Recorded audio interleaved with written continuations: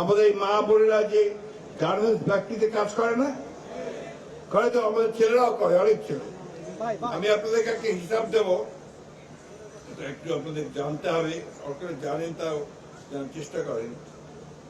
আমাদের 2023 সালে বাংলাদেশ থেকে আমরা যত রপ্তানি করেছি তার মধ্যে শতকরা 85% এসেছে আপনার এই পোশাক খাত থেকে, এবং এই পোশাক খাত থেকে আমাদের আয় হয়েছে $47.38 বিলিয়ন, অর্থাৎ বাংলাদেশি টাকাতে 5,66,73,000 টাকা, 73,000 কোটি টাকা। অর্থাৎ এইটাই হচ্ছে মূল আমাদের যে আয়, বাইরের থেকে যে ডলার আমরা আয় করি।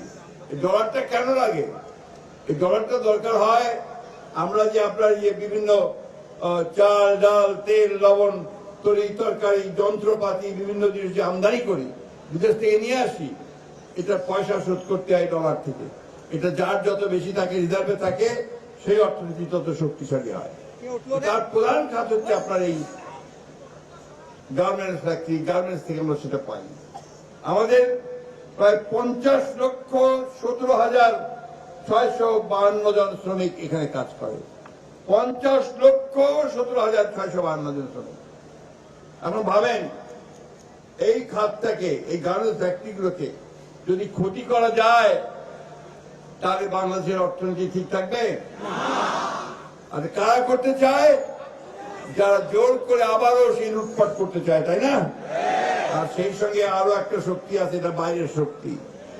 তারা ভাবে যে যদি বাংলাদেশের এই খাত থেকে আমরা নষ্ট করে দিতে পারি, তাহলে আমাদের খাত বাড়বে, আমাদের দেশের গার্মেন্টস বাড়বে, আমরা লাভবান হব, তাই না? সেটা কারা আপনারা বুঝতেই পারেন। পাশের দেশের বিভিন্ন ভাবে আছে না যারা আমাদের ভালো দেখতে পারে না, তারা এই কাজটা করার জন্য উঠে পড়ে লাগছে। আর সেই সঙ্গে যোগ দিয়েছে কে? হাসিনা গিয়ে ওই ভারতেই যোগ দিয়েছে, তাই না? ভারতেই বসবাস করতেছে। আমরা বারবার করে বলেছি, ভারতের কাছে অনুরোধ করেছি যে আপনারা এমন একজন খুনি কে জায়গা দেবেন না, গণহত্যা যে করেছে তাকে জায়গা দেবেন না, যে আমাদের বাংলাদেশের গণতন্ত্র ধ্বংস করেছে, মানুষকে খুন করেছে এবং অনেক গণহত্যার আসামি হয়েছে, তাই না? তারা এখন পর্যন্ত কোনো কিছু বলেনি। ভাই, আমি সরকারকে, বর্তমানে যেমন অন্তর্বর্তীকালীন সরকার আছে, তার কাছে আহ্বান জানাবো, আপনারা অবিলম্বে গণহত্যাকারী, দেশ ধ্বংসকারী, রাষ্ট্রবিরোধী, গণতন্ত্র বিরোধী শেখ হাসিনাকে দেশে ফিরিয়ে নিয়ে এসে অভিযোগগুলোর ভিত্তিতে তার বিচারের দাবিতে ভারতের কাছে চিঠি দেন তাকে ফেরত দেওয়ার জন্য। আমরা বারবার করে বলেছি, যেমন কাউকে আশ্রয় দেবেন না যারা বাংলাদেশের ক্ষতি করেছে। এটা আমরা আবারও ভারতের কাছে অনুরোধ জানাচ্ছি, দয়া করে এই গণহত্যাকারী, মানুষ খুনকারী, খুনি হাসিনাকে দেশে ফেরত পাঠাবার সকল ব্যবস্থা করুন।